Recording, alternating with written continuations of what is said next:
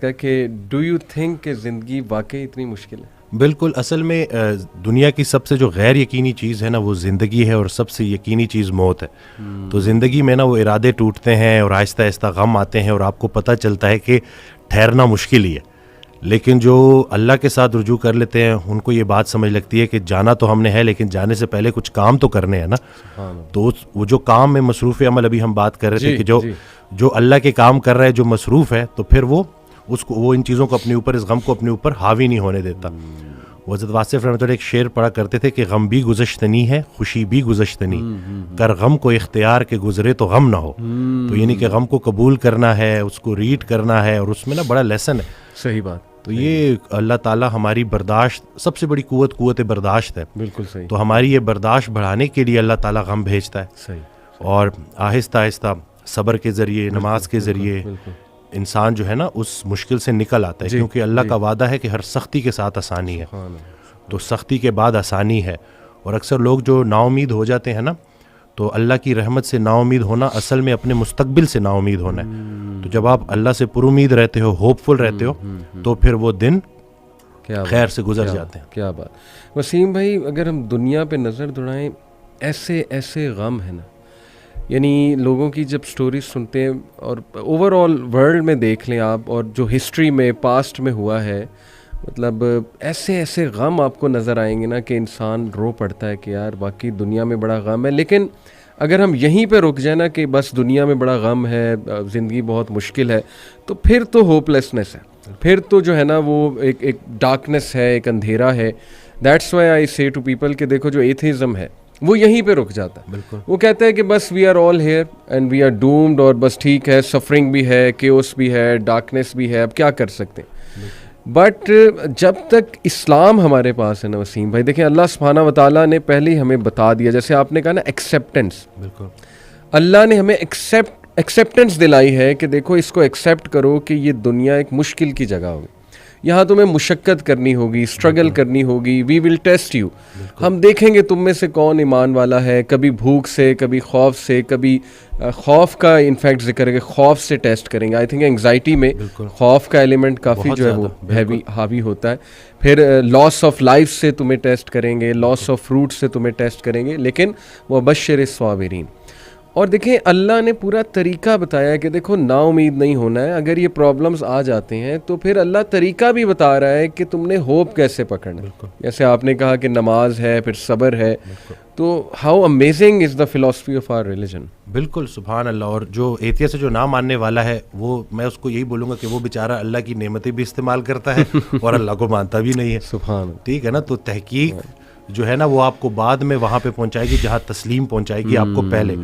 تو جو سرنڈر کرنا ہے نا، یہی سب کچھ ہم نے کرنا ہے. ایک آڈیو میں وہ بیان کر رہے تھے حضرت، تو انہوں نے کہا کہ پورا سرنڈر کرنا ہے. تو جواب آیا کہ حضرت اتنی کمزور صلاحیتوں کے ساتھ پورا سرنڈر کیسے کروں؟ تو انہوں نے کہا کہ تم پورا سرنڈر کرو، تمہاری صلاحیتیں بھی پوری ہو جائیں گی. سبحان اللہ. تو یہ ہے کہ جب آپ پورا سرنڈر کرتے ہو نا، یہ جو اپنی کارسازی نکالو گے تو کارساز کی کارسازی سمجھ آئے گی نا. تو یہ جو اللہ ہے نا، یہ ہمارے ارادوں کو توڑتا ہے، اور نہیں آتی کوئی پریشانی اس وقت تک جب تک وہ بڑی پریشانی کو ٹالنے نہ آئی ہو. وہ ایک واقعہ سناتے تھے کہ ایک بندہ ایک اللہ والے کے پاس جاتا ہے اور کہتا ہے کہ میرا مکان نہیں بک رہا، تو دعا کریں. تو انہوں نے کہا کہ نہیں، تمہارا مکان نہیں بکے گا، جاؤ. تو وہ بڑا پریشان ہوتا ہے. پھر دوبارہ جاتا ہے، کہتا ہے کہ آپ دعا کریں. کہتے چلو میں دعا کر دیتا ہوں. وہ مکان بک جاتا ہے. تو وہ اس اللہ والے کے پاس جاتا ہے اور اس سے پوچھتا ہے کہ آپ جب میں پہلی دفعہ آیا تو آپ نے کہا کہ مکان نہیں بکے گا، صحیح، اور جب دوسری دفعہ آیا تو آپ نے کہا کہ بک جائے گا. تو کہتے ہیں کہ پہلی دفعہ جب تم آئے تھے تمہارا ماتھا روشن لگ رہا تھا، صحیح، تمہارے ماتھے پہ خوش قسمتی کے آثار تھے. دوسری دفعہ جب تم آئے تو تمہارے ماتھے سے بدقسمتی کے آثار آ رہے تھے، کیونکہ بڑا بدقسمت ہے وہ انسان جس کی زندگی میں اس کا گھر بک جائے. تو جو چیز تم اپنے لیے پسند کر رہے ہو، جس چیز پہ تم جشن منا رہے ہو، وہ اصل میں تمہارے استغفر اللہ کا مقام ہے جس کو تم الحمدللہ کہہ رہے ہو. انسان جو ہے نا وہ جلد باز ہے. وہ کہتا ہے کہ بس میرے اللہ کو اپنے مطابق چلانا چاہتا ہے. صحیح بات. اور اللہ نے ہمارے لیے کتنی خیر رکھی ہوئی ہے، کتنی آسانی رکھی ہوئی ہے. ہمیں خوش کرنے کے لیے اللہ کے پاس اتنا کچھ ہے، لیکن ہم جلد بازی میں اور نا امیدی میں اس سے محروم ہو جاتے ہیں. اور شیطان جو ہے نا وہ ہماری رگوں میں خون کی طرح دوڑتا ہے. صحیح. تو اس کا طریقہ واردات ہے ہی یہ وسوسہ دینا. وسوسہ جو ہے نا وہ ایمان کی نفی ہے، اور یقین جو ہے نا وہ وسوسے کو نفی کرتا ہے. کیا بات. تو ہم نے یقین کو پختہ کرنا ہے. یقین نور ہے، شک اندھیرا ہے. تو اسی طرح سے یہ وسوسے کے اوپر سوال کیا گیا تو حضرت کہتے ہیں کہ میرا اللہ پہ یقین بے گماں ہے جو علم بن گیا. تم بھی وہ یقین پیدا کر لو, تمہیں بھی علم مل جائے گا. زبردست. تو یہ جو شک ہے نا, وسوسہ, یہ آج کل بڑا کامن ہے کہ یہ لوگ اسی وجہ سے نا اندھیروں میں ہے. جی تو شک کی وجہ سے. بالکل. اچھا, یہ آپ نے جو بات کی نا کہ انسان جلد باز ہے, اس میں مجھے قرآن کی ایک آیت بھی یاد ہے. اللہ سبحانہ و تعالیٰ نے انسان کی نیچر بتائی ہے. سورہ معارج میں اللہ سبحانہ تعالیٰ کہتے ہیں کہ بے شک ہم نے انسان کو نگرڈلی اور اینکشیس پیدا کیا, جلد باز ہے. جب خیر آتی ہے تو آپے سے باہر ہو جاتا ہے, اور جب کوئی ڈیفیکلٹی آتی ہے تب پینک ہو جاتا ہے. الا المصلین ایکسیپٹ دوز ہو آفر الصلاۃ. یعنی اللہ نے سلوشن بھی ساتھ بتا دیا کہ نہیں, نماز تمہاری ان چیزوں کو چیک کرے گی. سجدہ کرو اللہ کے آگے, اور وہی آپ کی علی بات ہے کہ یقین.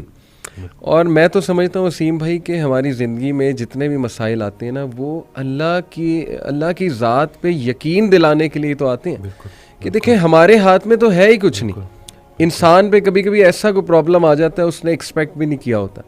دس از ویئر, جیسے حضرت علی رضی اللہ عنہ نے کہا تھا نا کہ میں نے تو اپنے ارادوں کے ٹوٹنے سے اپنے رب کو پہچانا. تو اگر یہ چیزیں ہوتی نا وسیم بھائی, تو کیسے ہم اللہ سبحانہ و تعالیٰ کو پہچانتے, اللہ کی پاور کا ہمیں کیسے احساس ہوتا. بالکل. اشفاق احمد صاحب کی بات سے آپ نے سٹارٹ کیا تھا تو مجھے ایک واقعہ یاد آ گیا کہ ایک شخص ان کے پاس گیا اور کہا کہ اشفاق صاحب کوئی زندگی آسان کرنے کی ٹپ دے دیں. تو انہوں نے کہا میں تمہیں موت آسان کرنے کی ٹپ نہ دوں. تو کہتے ہیں چلے وہی دے دیں. کہتے ہیں اگر تم اپنی موت آسان کرنا چاہتے ہو تو جاؤ کسی کی زندگی آسان کر دو. اللہ. تو جو اللہ کا کام کرنے والے ہوتے ہیں وہ گلہ نہیں کرتے, وہ شکر کرتے ہیں اور لوگوں کے کام آتے ہیں. وہ سارے کام جو ہے نا وہ اللہ پہ نہیں ڈالنے, اللہ کے بہت سارے کام ہیں جو ہم نے کرنے ہیں. اور دوسرا یہ کہ خواہشات, یہ جو دنیاوی خواہشات ہیں, یہ جو فانی چیزوں کی محبت ہے, آپ کو جیتے جی فانی کر دیتی ہیں. اور یہ جتنا کچھ بھی ہے نا, وہ ایک شعر ہے کہ تیرے سوا کروں پسند کیا تیری کائنات میں, دونوں جہاں کی نعمتیں قیمت بندگی نہیں. تو اللہ جو ہے نا اس کو ہم نے کسی چیز, کسی لالچ سے ہٹ کے صرف اللہ کیونکہ عبادت کے لائق ہے اور اللہ خالق ہے, اور ہم نے اپنے حالات کو نہیں دیکھنا, بس ہم نے ماننا ہے. امیر انسان اگر اللہ سے دور ہے تو امیری اس کے لیے آزمائش ہے, غریب انسان اگر اللہ سے دور ہے تو غریبی اس کے لیے آزمائش ہے. بلکہ وہ ایک آڈیو میں ارشاد فرماتے ہیں کہ جو غریب ہے نا وہ بھی غنی ہو سکتا ہے. وہ غریب غنی ہے جس کی امیر کے مال پہ نظر نہیں ہے. تو اب وہ دیکھیں نا کہ کتنا آسان ہے ہمارے لیے نا.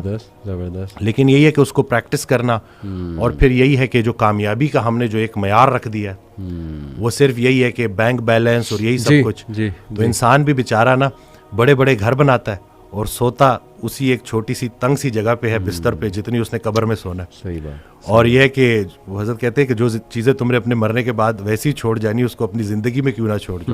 ایک اور جگہ کہتے ہیں کہ جن کو تم نے اپنے مرنے کا غم دے کے جانا ہے ان کو اپنی زندگی میں تھوڑی خوشیاں تو دے جاؤ. تو یہ جو ہے نا عمل, مصروف عمل ہونا ہے اور ارد گرد کے لوگوں کے کام آنا ہے. جی, اٹ سمز اٹ آل اپ. ماشاءاللہ.